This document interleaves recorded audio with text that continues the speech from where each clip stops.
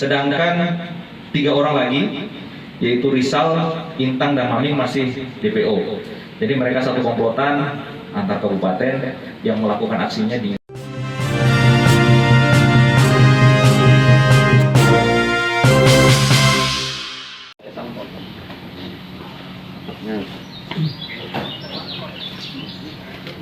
Ya. Sini.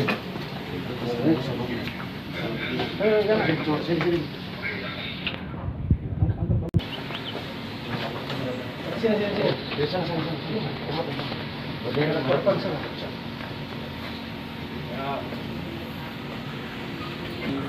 kasus yang sangat meresahkan masyarakat di Kabupaten Wajo.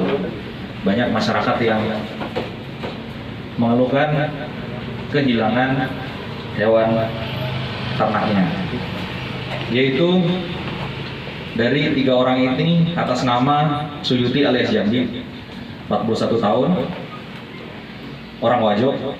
Kemudian Mistang bin Malutu, 49 tahun, orang Bone. Kemudian Ambotuo Parani alias Daeng Parani, 48 tahun, dari Wajo juga. Sedangkan 3 orang lagi, yaitu Rizal, Intang, dan Maming masih DPO.